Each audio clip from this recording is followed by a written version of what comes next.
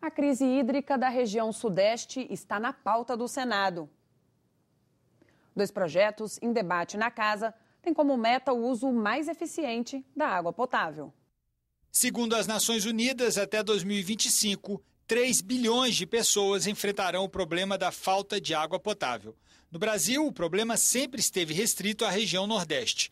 Mas o aumento da população nas grandes cidades, aliado à degradação dos mananciais e ao mau uso deste recurso, trouxe a falta d'água para a região Sudeste, que hoje enfrenta a pior crise hídrica da sua história. O cenário de mudanças climáticas ele veio para ficar. Então, a gente tem dados já do painel brasileiro de mudanças climáticas mostrando que o clima vai mudar muito até 2050. Então é previsto, por exemplo, que na região centro-norte do país, que 40% chova 40% menos na região centro-norte até 2050. A gente está falando de uma redução de 40% de chuvas. Um dos projetos que já tramita no Senado obriga os empreendimentos do programa Minha Casa Minha Vida a implantarem sistemas de coleta, armazenagem e uso da água da chuva. O assunto já foi tema do programa Ecosenado, que mostrou como esse tipo de procedimento deve ser feito em residências. A água da chuva, apesar dela ser uma água pura, ela se contamina com uma superfície de coleta.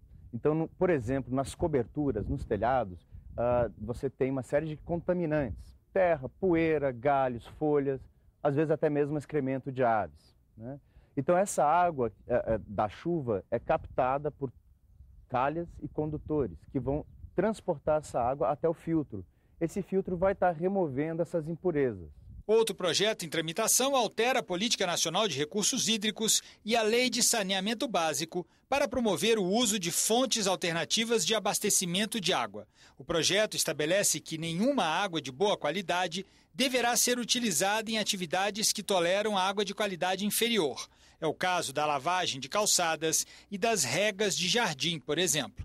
O projeto também altera a Lei de Saneamento Básico, permitindo que a rede hidráulica predial ligada à rede pública de abastecimento possa ser alimentada também por sistemas de reaproveitamento de água das chuvas e de reuso de água. Hoje a Lei de Saneamento proíbe as edificações que têm acesso à água das concessionárias de também terem outra fonte de água.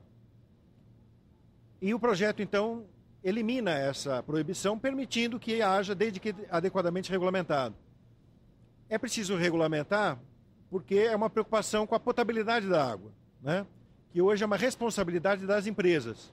Então, se a água vai chegar de outra fonte, quem vai ser responsável pela potabilidade ou não dessa água? Esse projeto vem exatamente na busca de nós criarmos uma legislação que produza não somente uma ação de regulamentação, mas, acima de tudo, de educação das pessoas para que, independentemente de uma seca prolongada como essa, nós possamos estar preservando para as gerações futuras esse bem tão importante que é a água. Reduzir os índices de violência e ressocializar quem já cometeu um crime. Esses deveriam ser os objetivos do nosso sistema carcerário.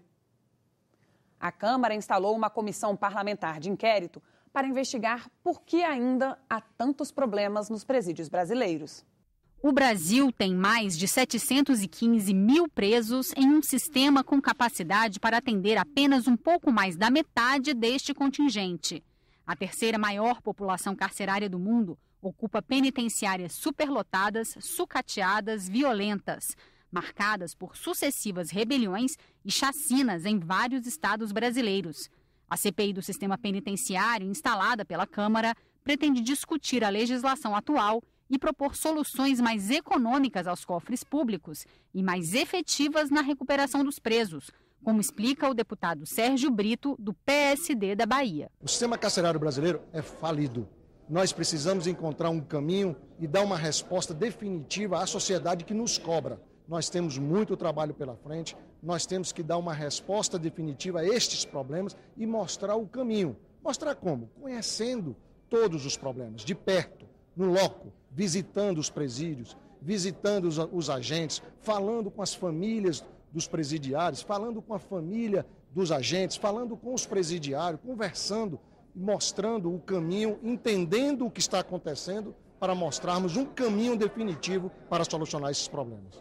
A CPI deve revisitar os 10 piores presídios do sistema carcerário brasileiro, identificados por outra comissão parlamentar de inquérito sobre o tema, que funcionou entre 2007 e 2008. Para o presidente da atual CPI, deputado Alberto Fraga, que é ex-tenente-coronel da Polícia Militar, a concentração de parlamentares ligados às polícias na composição da CPI será o grande diferencial da nova comissão. Nós vamos ter que produzir um resultado satisfatório à sociedade. Não se suporta mais um preso custando em média para o país R$46 mil por ano e ele sair pior do que quando ele entrou no sistema prisional. Está tudo errado, eu acho que falta gestão nas cadeias. Você não pode admitir que dentro de um presídio você encontre tantas armas e tantos celulares com a facilidade que existe hoje. Eu acho que alguém tem que ser responsabilizado e cobrado. Nós defendemos que um preso, por ter cometido um erro, ele tem que se recuperar. Agora também defendemos que ele tem que produzir, ele tem que se mostrar a vontade dele produzir e fazer alguma coisa para a sua recuperação, para ele ser ressocializado e reintegrado à sociedade. Do jeito que está, é que não pode permanecer. No Senado, uma audiência pública da Comissão de Assuntos Econômicos discutiu a quantidade de cacau nos chocolates brasileiros. Um projeto de lei que tramita na casa quer aumentar o percentual mínimo do ingrediente nos produtos. Atualmente, os chocolates brasileiros precisam ter pelo menos 25% de cacau na composição, segundo determinação da Agência de Vigilância Sanitária, a Anvisa.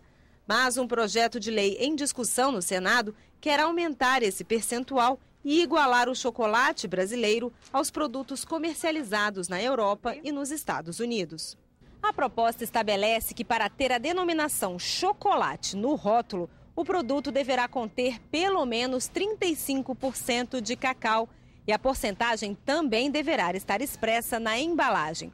O produto que tiver uma concentração inferior de cacau não será considerado chocolate. Durante a audiência pública, o representante do Ministério da Agricultura informou que a produção de cacau brasileira encontrou um equilíbrio entre a demanda e a oferta desde 2010 e defendeu o fortalecimento do mercado interno. Garantir maiores teores de cacau no chocolate é uma forma também de apoiar essa formação de mercado estável. Para o presidente da Câmara Setorial da Cadeia Produtiva do Cacau, a legislação brasileira precisa se aproximar das normas vigentes nos grandes mercados consumidores de chocolate. A Europa trabalha com 35, os Estados Unidos trabalham com 35, que são os grandes mercados consumidores. O próprio Japão trabalha com percentuais nesse sentido. Quer dizer, a legislação da gente está defasada. O presidente da Associação da Indústria e Comércio de Chocolate de Gramado disse que é preciso aproximar os interesses de produtores de cacau e fabricantes de chocolate. Ele reclama da qualidade da matéria-prima produzida no Brasil. Se eu quero fazer um chocolate de qualidade, óbvio que eu preciso uma amêndoa de qualidade. A ideia não é apenas aprovar um projeto de lei que possa, eventualmente, assustar o fabricante de chocolate. Pelo contrário, nós queremos um projeto de lei que possa ser defendido pelo fabricante de chocolate, entendido como algo que vai valorizar o seu produto. No próximo bloco, o dia a dia dos agentes de combate à dengue em Porto Alegre. E o programa de música erudita que revela talentos em Minas Gerais. Não saia daí, a gente volta em 1 minuto.